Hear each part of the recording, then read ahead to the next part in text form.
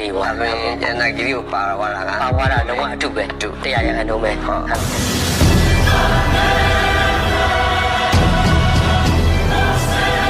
များဆွေတော်မျိုးတော်ရဲ့မှတ်တမ်းတွေမှာတော့ဒီဘောမင်းအတူပဲပါပါတယ်တိုင်တာမင်းရဲ့တာငချို့ပေါ့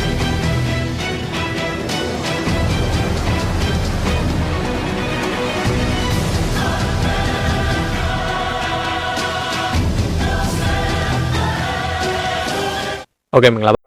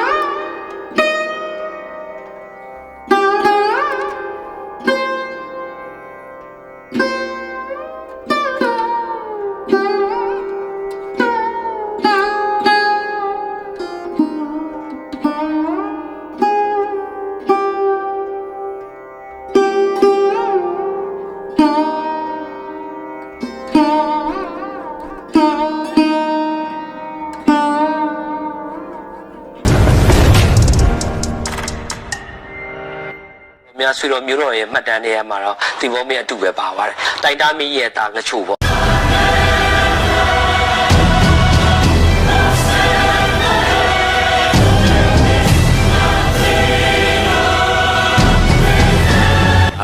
ကျွန်တော်ဒီဘောမင်းဆက်တည်ရဲ့ဒါအစင်စင်ပေါက်ဖွာလာတဲ့ဆွေတော်မျိုးတော်လို့ပြောတယ်ပေါ့နော်ဒါသူပြောတာဒီဘောမင်းမဟုတ်ဘူးတိုင်တာမင်းကြီးရဲ့တာငချို့ဒီဘောမင်းအဖြစ်နဲ့ဖန်စီခေါ်ဆောင်သွားခြင်းခံရတယ်သူကဒီဘောမင်းမဟုတ်ဘူးလို့ပြောတာပေါ့နော်။ဟုတ်ကောင်းပါလေ။သူကစုပြရလဲငယ်ကြီးစားနန်းတော်ထဲမှာဒီဘောမင်းလေးကကျွန်တော်တို့ငယ်တွေကဖုံးကြောင်းမှနေဖုံးကြောင်းတော့ပထမကြီးအောင်တယ်တက်လို့စားတယ်ငါးပါးသီလစောက်ကြည့်ရအမေသားလည်းမစားဘူး။ဟိုပါသွားတဲ့ဒီဘောမင်းကအမေသားစားတဲ့အချက်ကိုအမြဲတမ်းပို့နေရတာ။ကျုပ်တော်စင်တယ်ဝါသနာပိစားစရာလုံးဝမတူတော့ဘူး။ဒီယိုဒီပြောင်းဒီပါမောင်၍ရိုးပေါက်ကွာရောက်ရ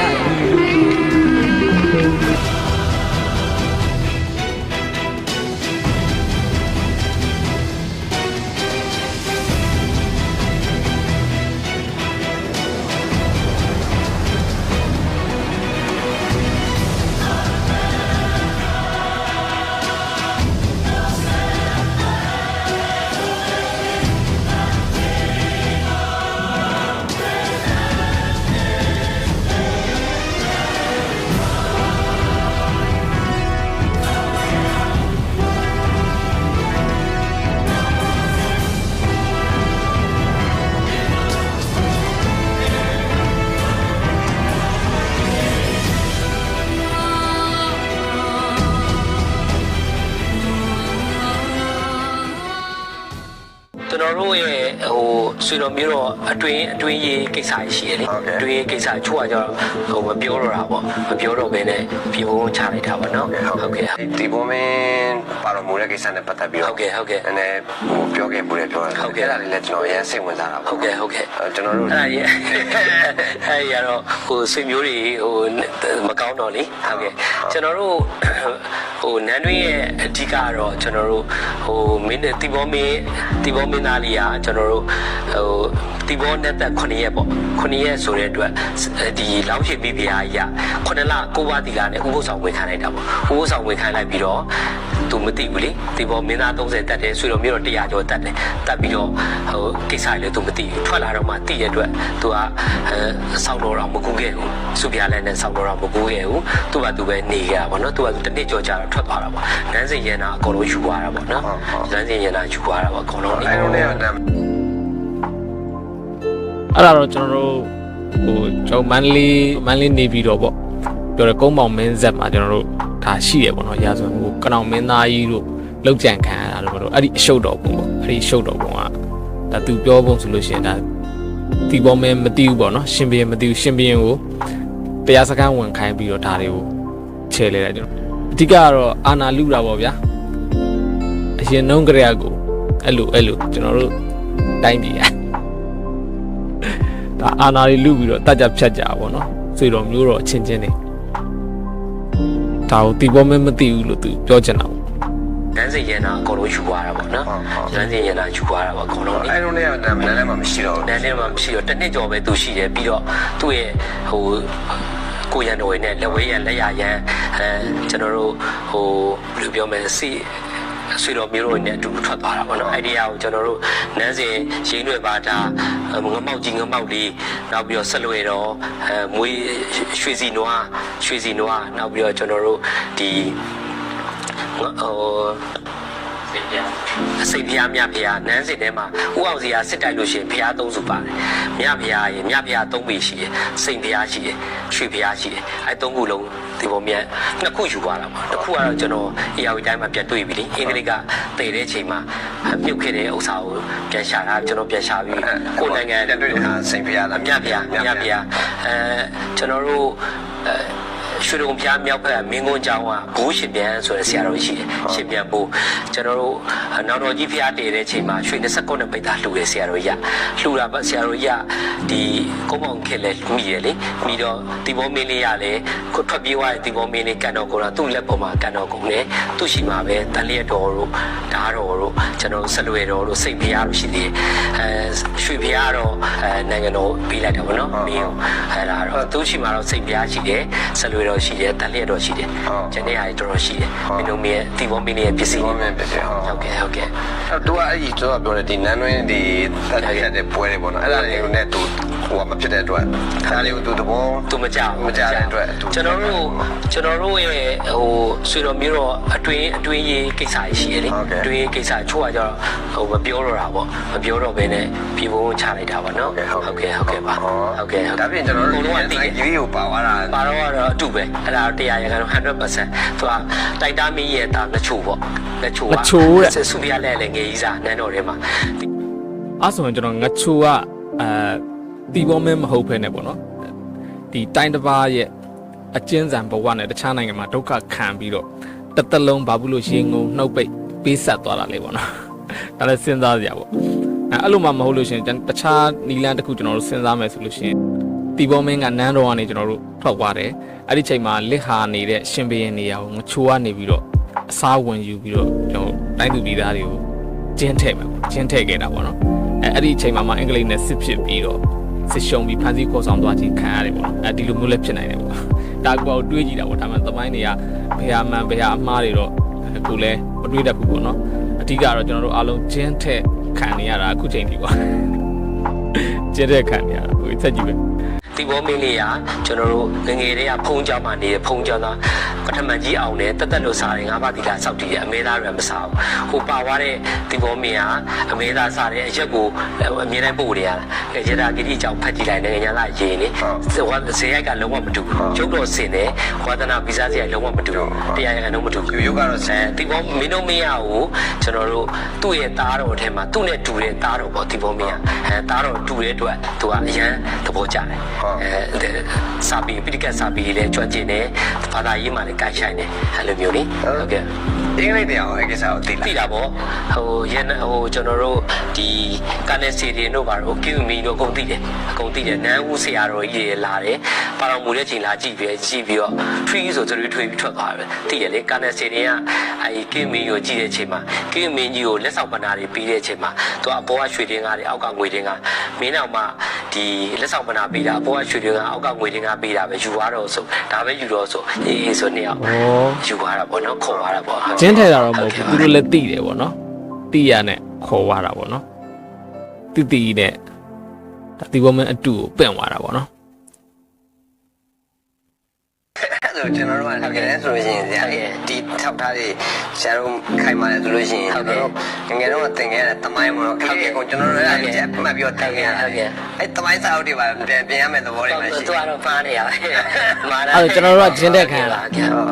ငယ်တော့ကြက်ခဲ့တာပြင်ထောင်းပြီး ကျွန်တော်ပြောရတာလေအတိအကျအသေးစိတ်ကျွန်တော်တို့မှာခိုက်ခိုက်မမအောင်ရှိတယ်နောက်ဆုံး DNA ဆဲအောင်ပေါ်နေပြီအဲ့ဒါမှ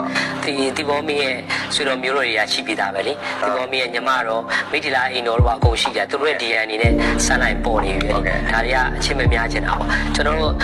ဒီဘောမင်းရဲ့မှတ်တမ်းတွေထဲမှာဒီစီးစရာတွေတမားတော်တွေရဲ့မှတ်တမ်းတွေထဲမှာမပါဘူးလေအဲ့လိုမျိုးဒီဘောမင်းနဲ့ကလုံးဝဒီဘောမင်းကသူ့အမေတော်တွေဒီမောင်အကိုတော်တွေတက်ခဲ့တဲ့ဥစ္စာတွေနိဒီဘောမင်းရဲ့ဒီဆွေတော်မျိုးတော်များကိစ္စတွေများမပါတဲ့အတွက်သူကမဖြစ်ဘူးအဆင်မပြေဘူးပေါ့အဆင်ပြေဟုတ်ကဲ့ဟုတ်ကဲ့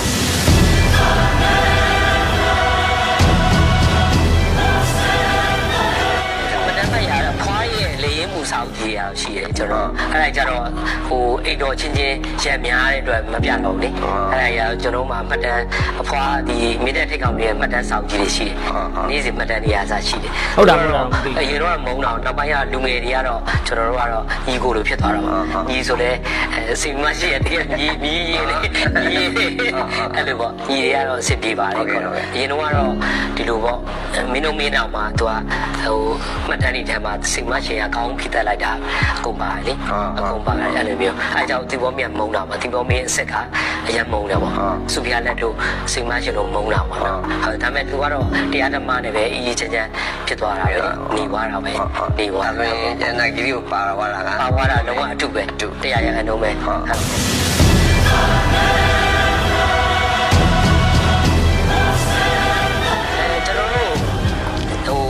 ကျွန်တော်တို့ဗာလဲရှမ်းပြည်ကပမောလန်းသွားတာပေါ့သွားတော့ကျွန်တော်တို့အတိအကျအဲ့စော်ဘွားကြီးလာခေါ်တယ်သူ့ရဲ့ညီကိုဝင်းခွဲတော်တဲ့စော်ဘွားကြီးလေစော်ဘွားကြီးလာခေါ်တယ်ကျွန်တော်တို့ခမောက်တောင်မှာတရားကျင့်တယ်ဆိုတော့အဲ့ဒါနောက်ပိုင်းတွေကတော့ကံပြည့်ဆန်ဆန်ဖြစ်သွားတယ်လေကျွန်တော်ရေးထားတဲ့မှာတော့ပါတယ်လေတိကျအကုန်လုံးလေအဲ့ဆိုဝိုင်းလာခေါ်ဆရာချေကိုပေးလိုက်ရတယ်ဆရာချေဆိုတာကျွန်တော်တို့ဒီဘောမင်းရဲ့လက်ရရန်တိုင်းပြောင်းမြန်ဆရာကြီးဒီတိုင်းပြောင်းမြန်ဆိုတာလေကျွန်တော်တို့ကနန်းတွင်တိုင်းခုကရှမ်းတိုင်းဖြစ်နေဟောနန်းတိုင်းလို့ဖြစ်နေရှမ်းတိုင်းနဲ့ရှမ်းကြီးနဲ့ရောပလိုက်တာပါဥမောင်လေးရလေတကယ်ဆရာချေကဒီဘောမင်းရဲ့လက်ရရန်နန်းတွင်ကိုရန်တော်စစ်ကိုချုပ်ဆရာချေကအဲ့လိုမျိုးဆရာချေကျွန်တော်တို့ဆရာချေကစစ်တက်လာတာပေါ့နော်အဲ့ဟောနန်းမှာသူတို့ဆောက်ရှောက်တယ်ဆိုတော့ဟိုနန်းမှာသူနေပြီးတော့မှဗမာပြည်ကိုပြန်လာပြီးတွန်ဒီမှာရောက်လာပြီးတော့မှတိုင်းပေါင်းပြောင်းပေးတာဒီဘောမင်းလေးရဲ့ကိုရန်တော်ဆက်ဆရာချေလက်ဝဲရန်ကကြတော့အင်းတော်ကြီးဖះကိုတင်တဲ့ဖအင်းတော်ကြီးနားမှာနေတယ်ကျွန်တော်တို့အခုလက်ရှိကိုကုမြဆန်တို့ပါကိုကျိုးစီထဲမှာရှိရဲတက်တော့အသက်80ကျော်နေပြီဒီခမောက်တောင်ရဲ့ဆရာတော်ကြီးပေါ့ဘူးစီရဲ့ပြီးတော့ဒုတိယဆရာသူတို့ရဲ့ဆရာကြီးကသူတို့တိုင်းတွေပါတင်ပေးတဲ့ဆရာတော်ကြီးကဒီအင်းတော်ကြီးဖះကိုတည်တာသူလည်းအထူးထူးသွားပြီးတော့တည်ခဲ့တာပေါ့သူကလက်ဝဲတော်ရသူကတော့အဲ့မှာနေဆက်ပြုတ်ပြီးနေခဲ့တယ်ကျွန်တော်အင်းတော်ကြီးဖះတည်တဲ့အချိန်မှာဒီဝိဇ္ဇာတက်တွေဒီဘောမင်းရဲ့အဲ့လက်ဝဲတော်ရန်ရဲ့ကျွန်တော်တို့ဘိုးစီရဲ့အဲ့ဘိုးတော်ဦးကျော်ဘေးဆိုတဲ့ဘိုးဘွားရဲ့ဆရာရှိမှာပထမတက်တွေတင်ကြတာပေါ့နော်တင်ခဲ့ပြီးတော့ဒီဘောမင်းကလည်းအဲ့တက်တွေတင်ခဲ့တယ်ဆိုတဲ့အကြောင်းလေးအကုန်လုံးအဖာပြောပြတာပေါ့အဖာကတော့အခုလက်ရှိရှိသေးတယ်အကုန်လုံးလေအဲ့မှာငမောက်ကြီးအကြောင်းလေးဒီနန်းတွင်းအကြောင်းဒီနန်းတွေရဲ့လှုပ်ဝဲချက်တွေလည်းအဖကျွန်တော်ပြောပြလည်းပါတယ်။နောက်ကျန်တဲ့ဆွေတော်မျိုးတော်တွေပြောပြတဲ့အကြောင်းတွေလည်းပါတယ်။ဟုတ်တော်များများလေ။ကဲဒါကတော့ကျွန်တော်တို့ဒီပုံမင်းပါတော်မူသွားတာဟာကျွန်တော်တို့ဂျင်းပေါ့နော်။ကျွန်တော်တို့တိုင်တာမင်းရဲ့တာငချိုကဒီပုံမင်းအဖြစ်နဲ့ရတနာဂီရီကိုပါသွားတာပါတဲ့။ပြီးတော့ဒီငချိုနဲ့စုဖျားလက်ကလည်းငယ်ကြီးသားတွေပေါ့နော်။ဒါတော့သူတို့ဆွေတော်မျိုးတော်တွေရဲ့အမှတ်တမ်းမှတ်ရတယ်ပေါ့အမှတ်တမ်းမှတ်ရတယ်ဒီပုံမဲ့မြန်မာပြည်မှာပဲကြံခဲ့တာပေါ့အဲ့ဒါအမှန်ဆိုတော့ကျွန်တော်ငယ်ငယ်လေးကလေးကဖင်ထောင်ပြီးကြက်လာတဲ့သမိုင်းတွေကကျင်းနေပေါ့ဒီပေါ့နော်အခုကြာမှာဘာလို့အဲ့ဒီအကြောင်းအရာကြီးကပေါ်လာတာလဲမသိဘူးပေါ့နော်ဒီသမိုင်းကြောင်းတွေကဟုတ်လားမဟုတ်လားတော့ကျွန်တော်လည်းအတိအကျတော့ဒါပြောတတ်ဘူးပေါ့နော်သူတို့ပြောတာလေးကိုကျွန်တော်စိတ်ဝင်စားလို့ကြော်ညီကူမောင်နှမကိုတင်ဆက်ပေးတာပါဒီစီစဉ်ကိုမေးမြန်းထားတဲ့ဒီအကိုကြီးကိုလည်းကျွန်တော်ဒီကနေပြီးတော့လေးလေးစားစားနဲ့ credit ပေးပါတယ်ဒီဗီဒီယိုပေါ့နော်ကျွန်တော်ပြန်သုံးခွင့်ပြုပါလို့ဒီကနေကျွန်တော်လေးလေးစားစားနဲ့တကယ်အနုညွတ်တောင်းဆိုပါတယ်ဟုတ်ပါပြီကျွန်တော် share ရတဲ့ညီကောင်မောင်နှမစိတ်တကယ်ချင်းနေလဲကျွန်တော်ဒီနေ့ညနေလောက်နေပဲနှုတ်ဆက်ချင်ပါတယ်အားလုံး ဘေးရန်နေခင်းပြီးတော့ပျော်ရွှင်ချမ်းမြေ့ကြပါစေခင်ဗျာโอเคနောက်နေ့မှပြန်တွေ့မယ်ဘိုင်ဘိုင်